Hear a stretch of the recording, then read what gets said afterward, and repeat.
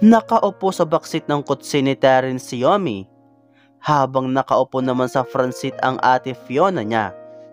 They were heading to the hospital. Pumayag ang ate Fiona niya sa request ni Terence na magpa-DNA testing.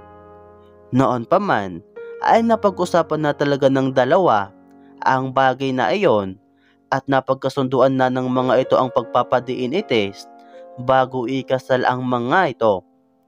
Napaagal lamang ang pagpapa-DNA test dahil sa kagustuhan ni Terence na malaman agad kung ito nga ba ang ama ng ipinagbubuntis ng ate Fiona niya. Mabuti na lang at kusang nagpasama sa kanya ang ate Fiona niya, kaya hito siya sa loob ng kotse ni Terence kasama ang mga ito patungo sa hospital. Ang buong akala ng parents nila ay magpapacheck up lamang ang ate Fiona niya. Walang kamalay-malay ang mga ito na magpapa-DNA test ang ate Fiona niya.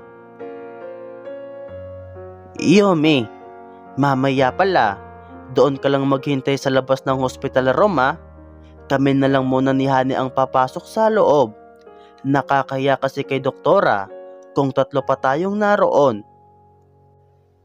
Nilingon siya ng ate Fiona niya sa likuran ng kotse. Napansin niyang medyo kinakabahan nito at para bang hindi nakatulog ng maayos kagabi. Naawa tuloy siya sa kanyang kapatid. Sige po ate. Hindi niya pa rin kayang tignan sa mga mata nito ang ate Fiona niya. Hindi rin siya makatingin kay Terence kahit alam niyang panay ang sulyap nito sa kanya mula sa rearview mirror ng kotse nito. Mahabang katahimikan ang namagitan sa kanilang tatlo. Para bang walang gustong magsalita sa kanila habang bumabiyahe sila. May kalayuan pala ang hospital na pupuntahan nila, kaya't mas minabuti na lang ni Yomi na tumahimik sa likuran habang nakayuko siya. Ayos ka lang ba dyan, Yomi? Nilalamig ka ba? Napalunok siya sa tanong ni Terence sa kanya. Bigla siyang nakaramdam ng matinding nerbiyos dahil baka makahalata ang ate Fiona niya. Napabilis ang pagtibok ng kanyang puso. May halo kasing paglalambing ang tono ng boses ni Terence nang itanong iyon sa kanya. His voice sounded sweet and caring. Napansin kaya iyon ng ate Fiona niya? Sana lang ay hindi. Yomi, ayos ka lang raw ba dyan sa likod sabi ng kuya mo? Tanong ng ate Fiona niya dahil hindi siya sumagot sa tanong ni Terence sa kanya. Ayos lang ako. Don't mind me. Hindi ako nilalamig. Nauutal na sagot niya. Saglit silang nagkatinginan ni Terence mula sa rearview mirror. Nag-iwas agad siya ng tingin dahil baka makita pa ng ate Fiona niya ang masuyong pagsulyap ni Terence sa kanya. Kumain ka na ba ng almusal? Nais niyang batukan si Terence dahil muli itong nagtanong.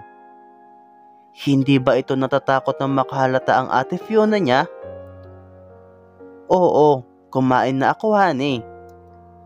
Nakangiting sagot ng ate Fiona niya. Nakahinga siya ng kaunti dahil inakala pala ng ate Fiona niya na ito ang tinatanong ni Terence. Ikaw, Yomi, have you ate your breakfast already? Tinignan niya ng masama si Terence nang magkasalubong ang kanilang paningin sa maliit na salamin ng kotse nito. Para kasing tumalon ang puso niya nang tanungin siya nito. Kumain na rin ako, Kuya Terence. Kunwari ay normal lamang ang pag-uusap nila.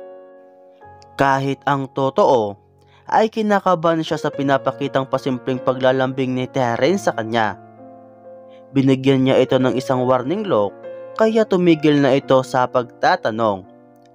Nang makarating sila sa parking lot ng hospital ay nais na naman niyang kutusan si Terence Dahil siya pa talaga ang inuna nitong pagbuksan ng pintuan ng kotse nito bago ang ate Fiona niya. Naiinis siya sa binata dahil baka makalata ang ate Fiona niya sa mga ikinikilos nito. "Salamat kuya." Pinandilatan niya ito ng kanyang mga mata bilang warning sa mga ikinikilos nito. Isang malambing na ngiti lang ang isinagot nito sa kanya bago nito inalalayan ng ate Fiona niya pababa sa kotse nito. Nakasunod lang siya sa likuran ng mga ito habang papasok sila sa loob ng hospital. Sinalubong sila ng isang maedad na babaeng doktora. Pakiramdam niya ay familiar sa kanya ang doktor na ito, ngunit hindi lang niya maalala kung saan niya ito nakilala noon. "Dito ka lang muna, Yomi. Hintayin mo lang muna kami dito bilin sa kanya ng ate Fiona niya. "Sige ate." Nagkatinginan muna silang dalawa ni Terence bago pumasok ang mga ito sa pribadong silid ng doktor. Naupo muna si Yomi sa mga pintuan na bakal sa labas mismo ng hospital room. Hindi niya malaman kung bakit kinakabahan siya ng husto. Paano kung positive ang maging resulta ng DNA test? Paano kung anak nga ni Terence ang batang nasa sinapupunan ng kapatid niya? Ilang minuto lamang ay lumabas ng muli ang mga ito mula sa hospital room. "Kumain muna tayo ng lunch bago ko kayo ihatid." Nais niya sana magtanong kung anong naging resulta ng DNA test, ngunit hindi niya iyon maitanong sa mga ito. Ang buong akala kasi ng ate Fiona niya ay wala siyang kamalay-malay sa ginawang test ng mga ito. "Saglit lang, naiihi ako honey." Nakangiting sambit ng ate Fiona niya bago nito itinuro ang restroom sa bandang dulo ng hallway. "Okay." Maiksing sagot ni Terence sa ate Fiona niya. "Hintayin niyo ako, saglit lang ako." "Sige po ate." Siya naman ang sumagot bago lumakad ang ate Fiona niya patungo sa restroom. Nakatingin lamang silang dalawa ni Terence hanggang sa makapasok na sa loob ng restroom ang ate Fiona niya. "Come here." Nabigla siya nang hawakan ni Terence ang kanyang kamay upang dalhin siya papunta sa fire exit door. Katapat lang iyon ng mismong pintuan ng hospital room kung saan sila nakatayo. Hinila siya nito patungo sa fire exit. "Terence." Magtatanong pa sana siya kung bakit siya hinila nito patungo doon, ngunit naputol ang kanyang sasabihin nang hapitin nito ang kanyang biwang at isandal siya sa pader. Napalunok siya dahil titig na titig ito sa kanyang mga mata. "Good morning baby, I miss you." Sambit ni Terence bago nito sinakop ng isang mainit na halik ang kanyang bibig. Tila may sariling isip ang kanyang mga kamay na pumulupot sa liig nito at agad niyang tinugon ang mainit nitong halik. Napakainit kasi ng bibig nito at napakalambot ng mga labi. Sabay pa ang malikot nitong dila na nais galugarin ang buong bibig niya. He's kissing her passionately, kaya naman napapaungol pa siya ng kaunti. "Terence." Ungol niya sa pangalan nito. "Later baby, susunduin kita. Let's have dinner in my place." Hinihingal nitong sabi sa kanya pagkatapos ng kanilang paglalaplapan. Kapwa sila nabitin sa pakikipaghalikan sa isa't isa, ngunit ayaw nitong maunahan sila ng ate Fiona niya sa pagbalik nito. Tumango lang siya dahil hinihingal pa siya. 2 araw bago lumabas ang resulta ng DNA test. Hintayin na lang natin. Inaayos ni Terence ang kanyang buhok at bahagya nitong pinunasan ng daliri nito ang kanyang labi. Ganoon ba? Sige."